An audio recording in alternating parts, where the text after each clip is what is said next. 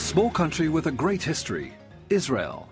It's the country railway will be travelling through this time. Independent for 50 years, this young nation can look back on a fascinating history of many centuries. This is the country of the Jewish patriarchs Abraham, Isaac and Jacob. The country of Greek, Roman, Arabic and Turkish rulers. Here we're treading on the holy ground of the Old and New Testament. This is where Jesus was born. On the way to his crucifixion, he made his final footsteps on this very same Via Dolorosa. Israel is the country where the presence of memories of times past is still tangible.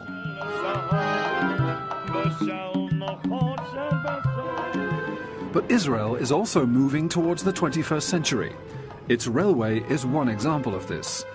We're traveling from Jerusalem to the northern Nahariya, a trip of more than 200 kilometers. We'll be using a railway network that has had billions invested into it in recent years. A growing population and economic development made the expansion and modernization of the rail network necessary. A modernization process that continues to this day. New tracks are being laid, modern trains purchased and efficient stations built. The total length of the network now exceeds 740 kilometers. Each year, 5 million passengers and 9 million tons of cargo travel over these tracks.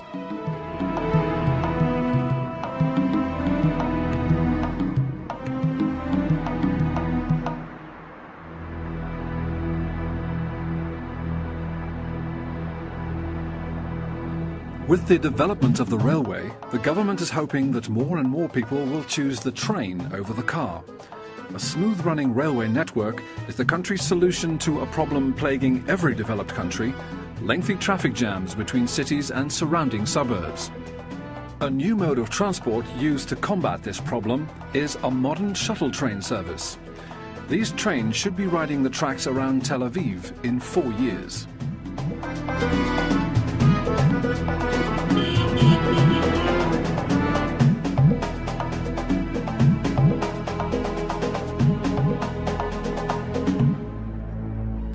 Jerusalem, capital of Israel and holy city for Jews, Muslims and Christians.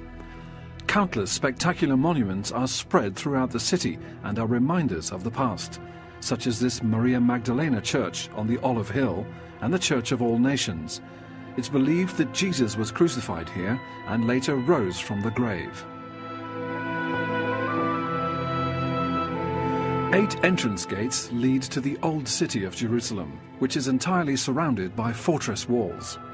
Both Old and New Jerusalem have historical monuments that give the city its status as the most beautiful open-air museum in the world. This wall encompasses one of the most historical places in Israel, the Temple Square. The lower part of the west side is the only authentic remnant from the period that the Second Temple stood here, built by the Jews in about 537 BC and later destroyed by the Romans. The outer side of the west wall is known as the Wailing Wall. Here the Jewish people lament the destruction of the temple and worship the presence of Yahweh in the last remaining piece of the wall. The Wailing Wall is the symbol of the Jewish identity and the holiest place of prayer for practicing Jews.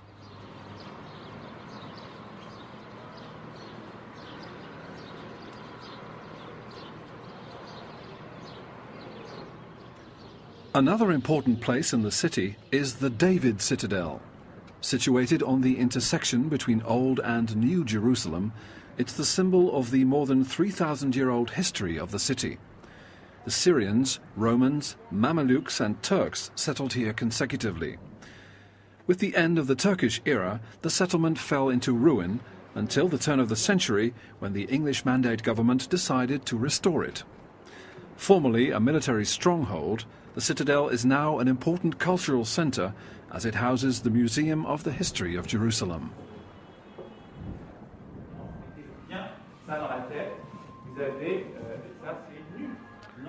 Models, photographs, drawings and movies guide the visitor of the museum through the complex history of Jerusalem, a history that goes back to the time of the patriarchs. When Ben-Gurion declared Israel an independent nation in 1948, an end came to the periods of domination. Unfortunately, the battle hasn't come to an end. The Palestine-Israeli issue continues to be headline news worldwide almost every day.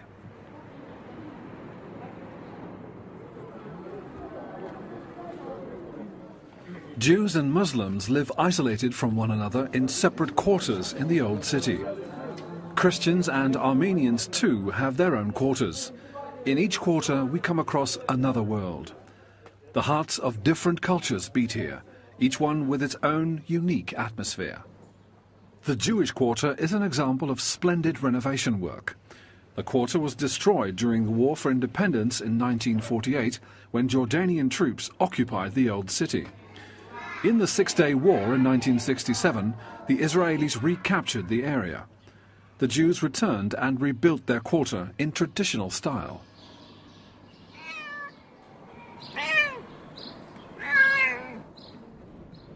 After a final look at this historic city, we go to the station of Jerusalem. Our first train awaits us at the picturesque platform. Contrary to modernized trains, this one still has a diesel locomotive.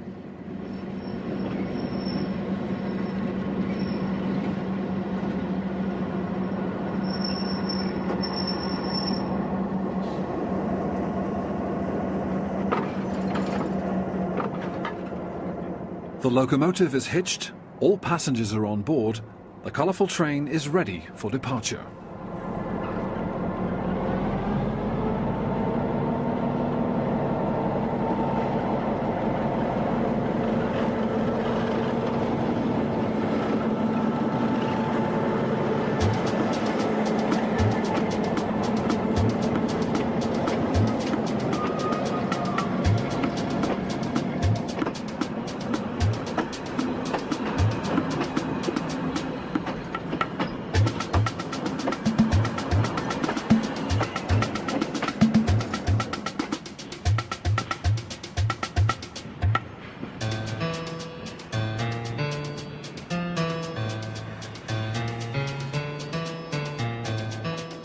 We head 70 kilometers westward out of Jerusalem to the coastal city of Tel Aviv.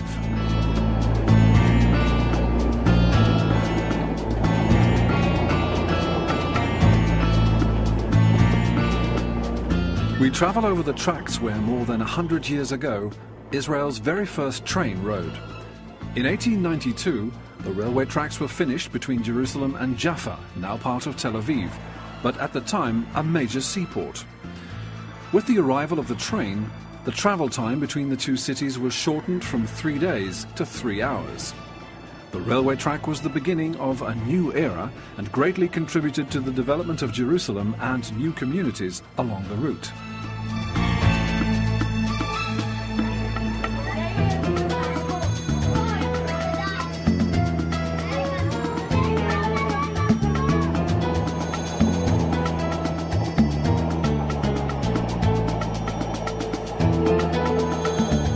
From the western mountain range, we travel gradually towards the western coastal plain. This is the area where most of the inhabitants of Israel live. In this fertile region, 200 kilometers long and 20 kilometers wide, about 80% of all industrial and agricultural activities are located. The famous Jaffa oranges come from here.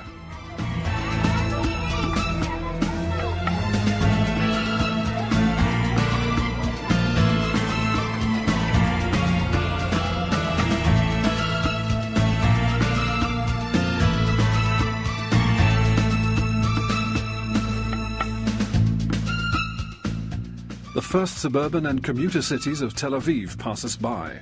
1/3 of the more than 5 million inhabitants of Israel live in this conglomerate of cities and suburbs.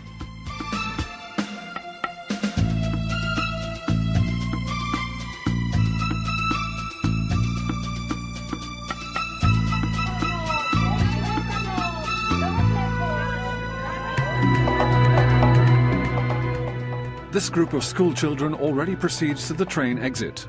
We arrive at the station of Tel Aviv.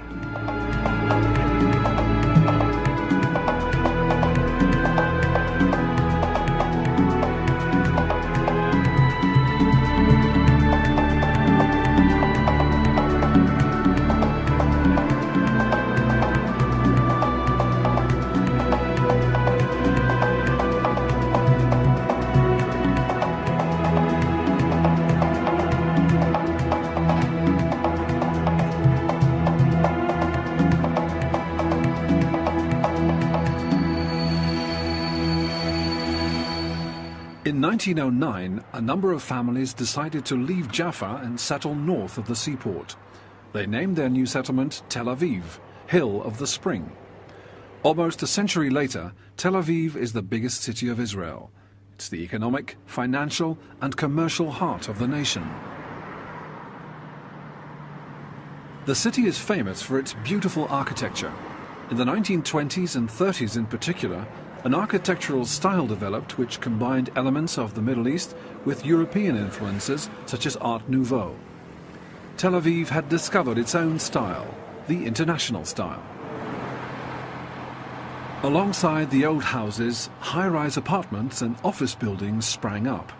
A city law requires anyone building commercially to spend 1% of the budget on art.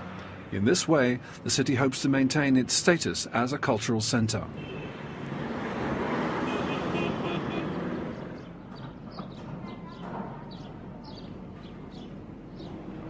In contrast to how much is spent on modern new buildings, very little is spent on the restoration of old buildings. Many houses are plagued with decaying concrete and threaten to collapse.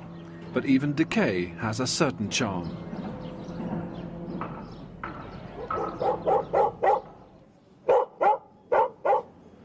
The colourful little streets stand out and give the predominantly white coastal city a Mediterranean atmosphere.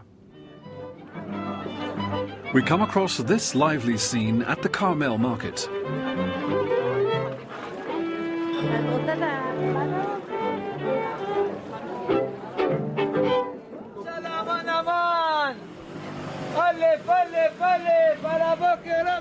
The Carmel market is the largest in Tel Aviv and is located in a quarter where many Oriental Jews live.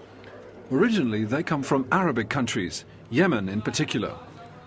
While the rest of Tel Aviv has a European ambience, the market exudes an undeniably Middle Eastern atmosphere.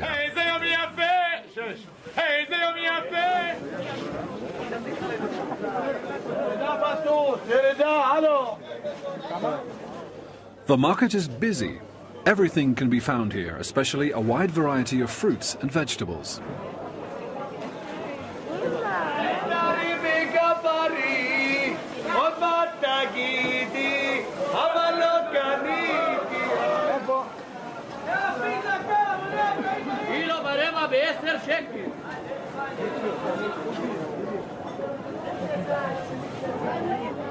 You can also come here for clothing.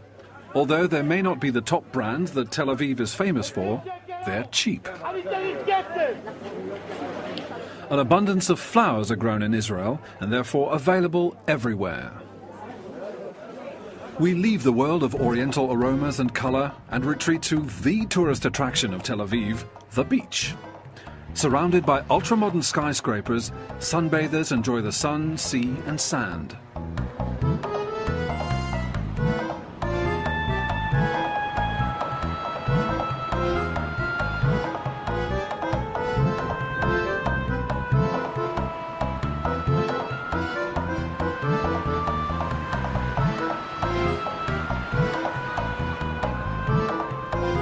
Meanwhile, we walk to the place Tel Aviv originated from, Jaffa. Long before Tel Aviv developed, this was the major seaport of the country. With 10,000 inhabitants in the late 19th century, it was the biggest coastal city between Port Said in the south and Beirut in the north. One of the most famous visitors to this city was the Apostle Peter. He always stayed at this house of Simon the Tanner and performed one of his miracles here by bringing a deceased disciple back to life. Likewise, many places in the historic city of Jaffa have their own story, such as the story of Jonah. It was in Jaffa that he fled from the orders of God. He set sail from this old port, got caught in a heavy storm and was swallowed by a big whale.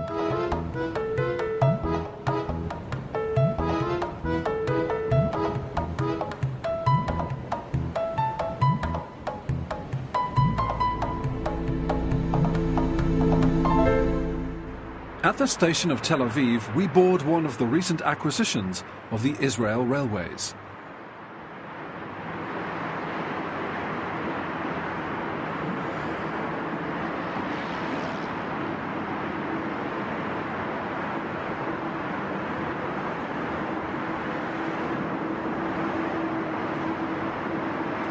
While the passengers take their seats, the train employees discuss developments in their jobs.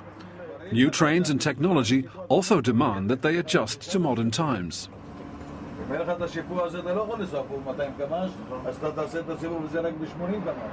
Right on time, the train slowly leaves the station.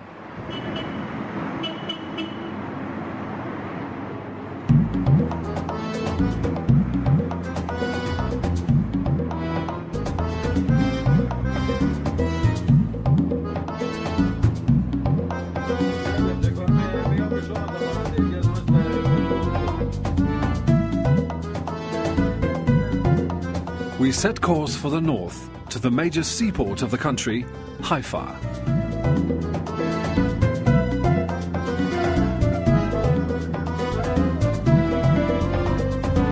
Our comfortable train comes from Denmark and was built especially for the Israel Railways. The railway company boasts its acquisition as the latest in technology, comfort and design.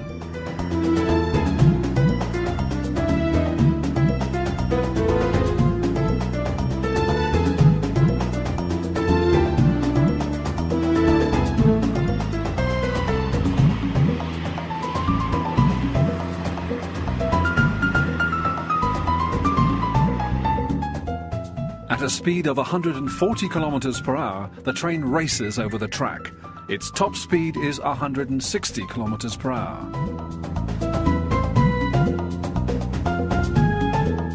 The train can be driven from both the front and the rear.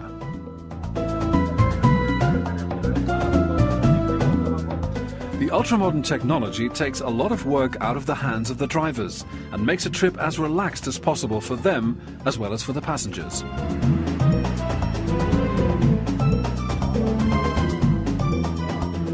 While the driver chats with his colleagues, our eyes are drawn to the beautiful coastline.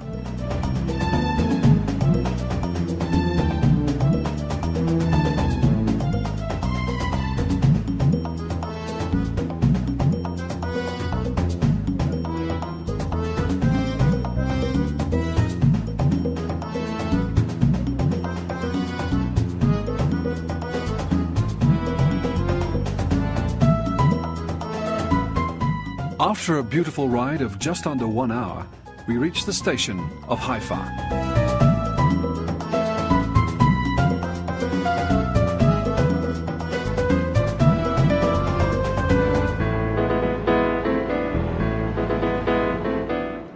In Tel Aviv one dances, in Jerusalem one prays, but in Haifa one works, goes the saying of the city. Haifa is the third largest city of Israel and the center of heavy industry and international trade. The Technical College of Haifa is the leading technological research and education center in the country. The city owes its development to its port, built in 1907 and the largest of Israel. But the railway also played a crucial role. In 1905, the first trains departed for Damascus and the growth of the city began. The former central station now houses a railway museum. Old photographs are reminders of the pioneer days of Haifa's rail history.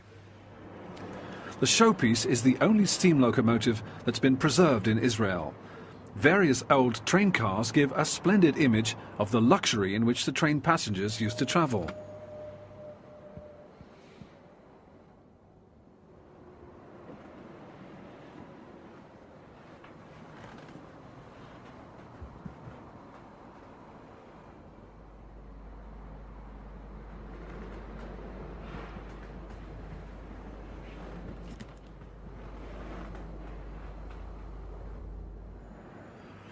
The small railway museum is unique. We continue our journey to nearby Caesarea.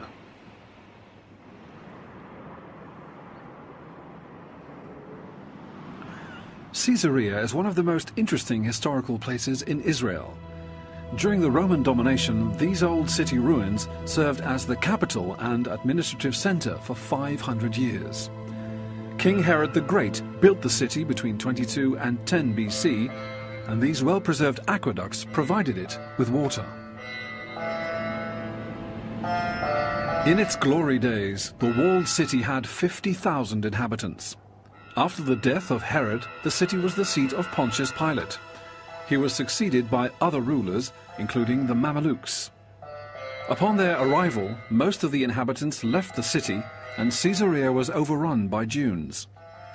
It was only after the Israeli independence in 1948 that Caesarea was discovered underneath the sand and the expedition began.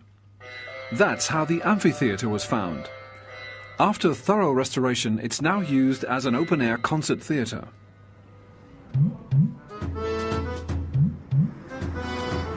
Once back at the station of Haifa, we board for the final leg of our journey.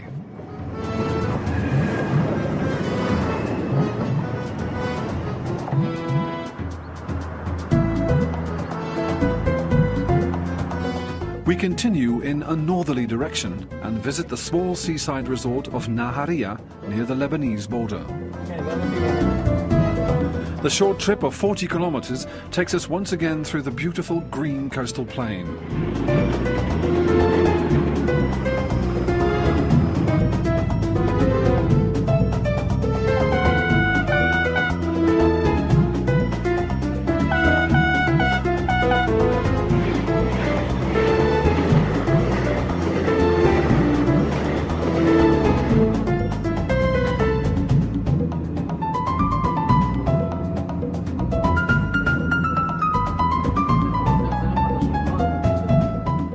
The train slowly decreases its speed as we approach the station of Nahariya.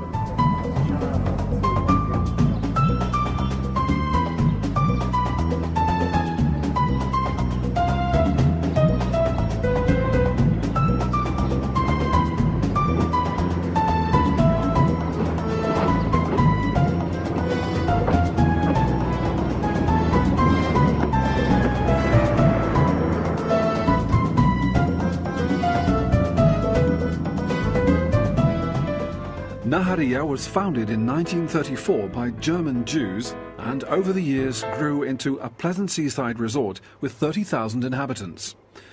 The city is known as a favourite destination for newlyweds. From near and far they come here and spend their honeymoons at Nahariya's prized spot, the beach.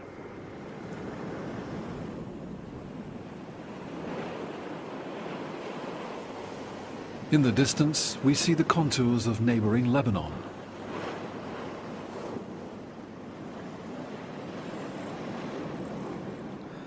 South of Nahariya, we find the ancient city of Akko. We visit the citadel here, the main place of interest, which was built on the ruins of the former Crusader city.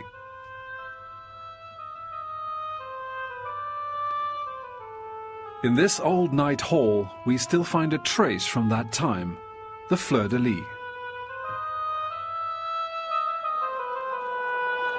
Akko is seen as one of the most beautiful cities of Israel. It got its fame from its characteristic oriental atmosphere and the many monuments from its past. The old seaport has known a history of many rulers. Alexander the Great started a lively trade here with Greece. Emperor Claudius established a Roman colony in Akko. But Akko is predominantly the city of the Crusaders. They occupied it in 1104 and brought the city the greatest prosperity of its existence. Most historic buildings of Akko date back to that era.